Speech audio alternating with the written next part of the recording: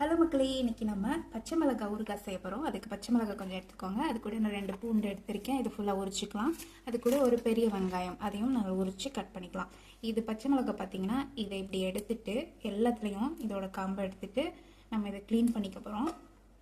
நல்லா அலசிட்டு அதுக்கப்புறம் கட் பண்ணலாம். கட் பண்ணுறது பார்த்திங்கன்னா ஜஸ்ட்டு இந்த இதை இப்படி கட் பண்ணால் போதும். ஃபுல்லாக பண்ண வேண்டியதில்லை, ஜஸ்ட்டு இந்த மாதிரி இப்படி. சில பேர் இதை இந்த இடத்துல லைட்டாக ஹோல் மாதிரிலாம் போடுவாங்க. பட் இப்படி பண்ணிங்கன்னா நல்லாயிருக்கும் டேஸ்ட்டு. ஸோ இந்த மாதிரி பண்ணணும். ஃபஸ்ட்டு நம்ம இதை க்ளீன் பண்ணிக்கலாம். அதுக்கப்புறமாட்டி இந்த மாதிரி பண்ணுவோம். ஏன்னா இது மாதிரி பண்ணிவிட்டு க்ளீன் பண்ணோன்னா வேஸ்ட் ஆகிடும். ஸோ ஃபஸ்ட்டு இந்த காம்பெல்லாம் எடுத்து இதை க்ளீன் பண்ணிவிட்டு ஸ்டார்ட் பண்ணலாம். இப்போ நம்ம இதை கட் பண்ணியாச்சு. இந்த மாதிரி எல்லாமே அலசிட்டு கட் பண்ணி வச்சுருக்கேன் இந்த மாதிரி. ஸோ இப்போது எண்ணெய் ஊற்றியாச்சு. இதில் நம்ம வெந்தயம் போட்டுக்கலாம். வெந்தயம், அதுக்குள்ளே கொஞ்சம் கடுகு போட்டுக்கலாம். எண்ணெய் லைட்டாக காஞ்ச போதும், அவ்வளோ காயணும் இல்லை. எண்ணெய் கொஞ்சம் எக்ஸ்ட்ரா ஊற்றிக்கோங்க, ஏன்னா நம்மக்கிட்ட மிளகாய் நிறையா இருக்குது. அதனால் எண்ணெயில் பொரிஞ்சிருச்சு. இப்போ நம்ம எல்லா பூண்டையும் சேர்த்துக்கலாம். முழுசாக போட்டுக்கோங்க, ஒன்றும் பிரச்சனை இல்லை. லைட்டாக இதை வதக்கிட்டு இது கூட வெங்காயத்தையும் போட்டுக்கலாம். லைட்டாக வதங்கினா போதும், கருகிடக்கூடாது. இது கூட இப்போ வெங்காயம் போட்டுக்கலாம். அப்படியே எல்லாத்தையும் ஆட் பண்ணிக்கோங்க. இதையும் நம்ம வதக்கிக்கலாம். ரொம்ப நல்லா வதங்கணும்னு அவசியம் இல்லை. இந்த எண்ணெயிலேயே நம்ம மிளகாயையும் சேர்த்துக்க போகிறோம்.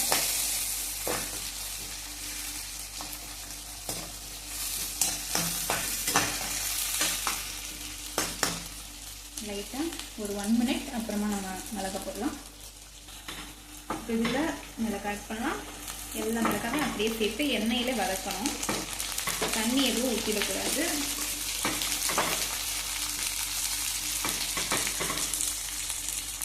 நம்ம இன்னும் உப்பு போடலை, லேட்டாக போட்டுக்கலாம். இது நல்லா வதங்கிட்டு வச்சு மிளகாய் எண்ணெயில்.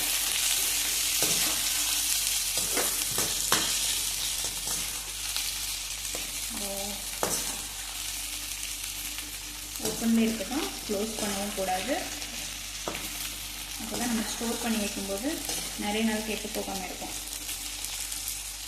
ஓகே, இது லைட்டாக கொஞ்சம் நேரம் ஒரு 2 to 3 மினிட்ஸ் நல்லா ஃப்ரை பண்ணணும் எண்ணெயிலேயே.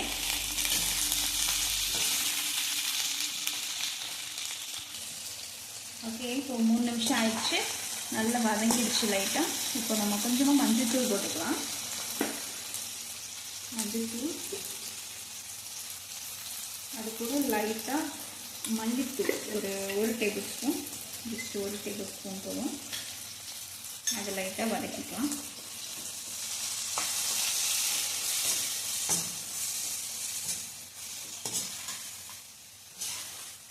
புளி ஊற்றி வேக வைக்க போகிறோம். ஃபுல்லாக புளி தண்ணியில் வேகணும்.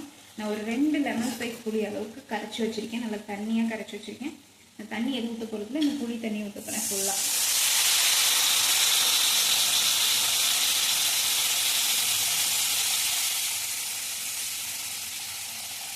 ஓகே, இது அப்படியே உப்பு போட்டுக்கலாம். உப்பு தேவையான அளவு போட்டுக்கோங்க, ரொம்ப அதிகமாக போட்ட வேண்டாம். லைட்டாக மிக்ஸ் பண்ணிவிட்டு அப்படியே மூடி போட்டு 10 மினிட்ஸ் நல்லா சிம்மில் வேக வச்சுருங்க. அவ்வளோதான். அதுக்கப்புறம் கடைசி டச் பண்ணிக்கலாம். பார்த்தீங்கன்னா ஒரு 10 நிமிஷம் 10-15 நிமிஷம் ஆயிடுச்சு. நல்லா கொச்சிருக்கு, திக்காவும் ஆயிடுச்சு, நல்லா ஊறிருக்கு மிளகாய். இது இன்னும் திக்காக வேணும்னா இன்னும் நம்ம கொஞ்சம் நேரம் அப்படியே கொதிக்க விடலாம்.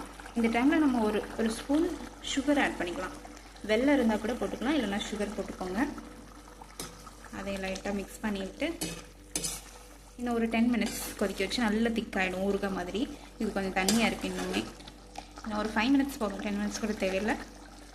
அது நல்லா திக்கானதுக்கப்புறமா இதை ஒரு நல்லா ஆற வச்சுட்டு கண்ணாடி பாட்டிலில் நம்ம எடுத்து வச்சுக்கலாம், இல்லைன்னா அப்படியே கூட வச்சுக்கலாம்.